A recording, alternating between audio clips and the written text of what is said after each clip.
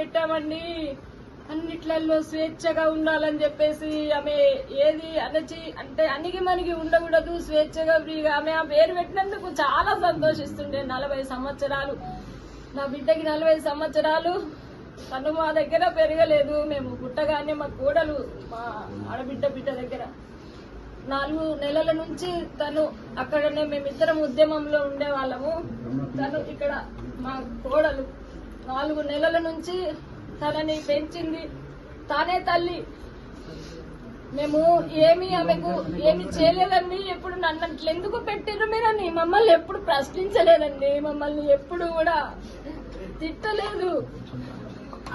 చిన్నప్పటి నుంచి పెద్ద పెద్ద పుస్తకాలు మాలపల్లి 7 తరాలు అమ్మ నవల 7వ తరగతిలోనే పెద్ద పెద్ద గ్రంథాలన్నీ ఇట్లా చదివేసి అది మేమే చదవలేము. ఎంత చదవరంటే చిన్న పసిపిల్ల నుంచి కూడా బాలమిత్ర చందమామను ఈ బస్ ఎక్కి నుంచి అక్కడ దిగేసరికి చదివేస్తుండే. చదువు చదువు చదువు చిన్న పిల్లప్పటి నుంచి కూడా కథలు రాస్తుండే. తను చాలా కథలు రాస్తుండే. తను రైటరు, తను పిహెచ్డి జర్నలిజంలో పిహెచ్డి చేసింది. తను రచయిత, తను స్పీకరు, తను వ్యాసాలు రాసింది. తను సామాజిక సమస్యల మీద తను వ్యాసాలు రాసింది, కవితలు రాసింది, పోయమ్స్ రాసింది. తను ఎక్కడ యూనివర్సిటీలో తన సెమినార్ అంటే ఎంతమంది విద్యార్థులు ఆమెకు ఎంత అభిమానము. ఆమె స్పీచ్ అంటే చాలా మందికి అభిమానము. ఎక్కడ మీటింగ్ అయినా ఎంత బాగా మాట్లాడుతుందనేది గొప్ప స్పీకర్ అండి. ఆమె దగ్గర ఆమెకు కౌన్సిలర్, అందరి సమస్యలకు పరిష్కారం చెప్పేది. అందరు ఏం సమస్య ఎట్లా చేయాలి అనేట చాలా డీప్ గా ప్రతి చిన్న సమస్యలను చదివింది, జీవితాలను చదివింది, కష్టాలను చదివింది.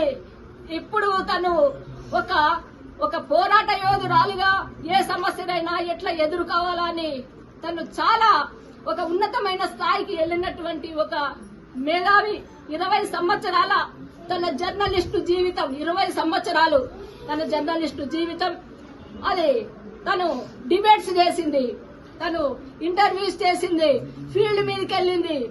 అసలు అన్నిట్లలో ఏదైనా గానీ ఆమె అణిగి మణిగి ఉండే మెంటాలిటీ కాదు. తను ఏదైనా ఛాలెంజింగ్ గా తీసుకుంటది, ఏదైనా గానీ వాళ్ళకు సవాల్ విసురుతుంది. తను ఏదైనా సరే నేను ఇంతే ఉంటా అని అన్నది. ఎందుకు ఉండాలి అట్లా అని చెప్పేసి క్వశ్చన్ చేస్తుందండి. క్వశ్చన్ చేస్తుంది కాబట్టి ఎవరి దగ్గర కూడా నా ఆలోచనలకు భిన్నంగా ఉన్న వాళ్ళతో నేను ఉండలేను. ఛానళ్లలో కూడా తను చాలా వివక్షతలను ఎదుర్కొని అనేకమైన ఛానళ్లకు తను జర్నల్ అంటే తిరిగి తను ఉద్యోగం చేస్తున్నది.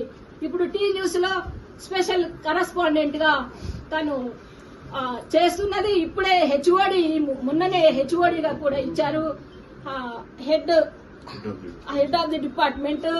చాలా వర్క్ ఉంటుంది, అందరికి షిఫ్ట్ వేయాలి. నాకు నిద్ర లేదమ్మా, అలసట బాగా అవుతున్నది, నాకు అలసిపోతున్నా, నీకు మెసేజ్ పెట్టడానికి ఫోన్లు చేయడానికి టైం లేదమ్మా అని చెప్పింది.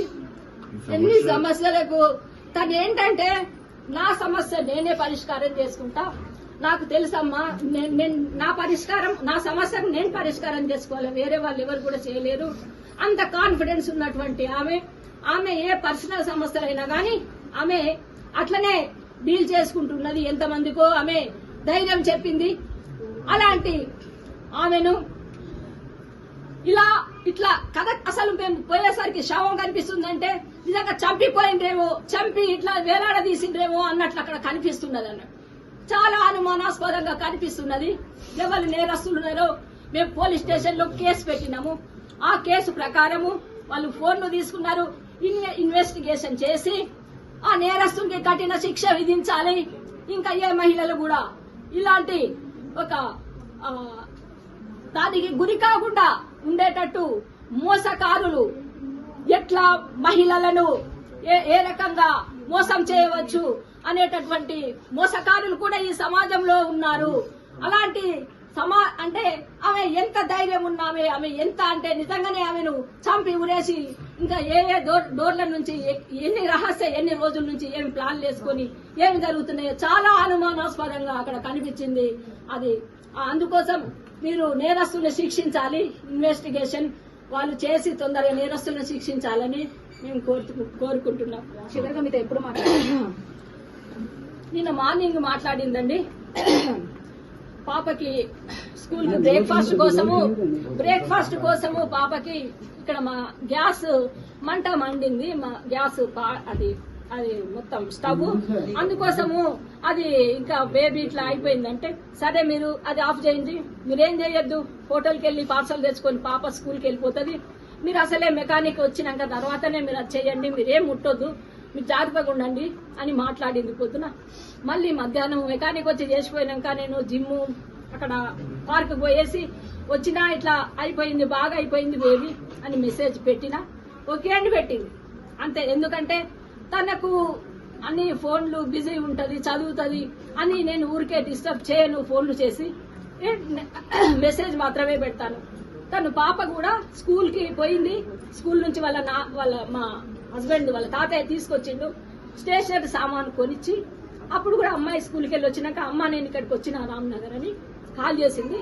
సరే తాతయ్య వచ్చిందంటే వచ్చిండు, నేను స్టేషనరీ తీసుకొని వస్తా అంటే సరే బేటా అని చెప్పింది.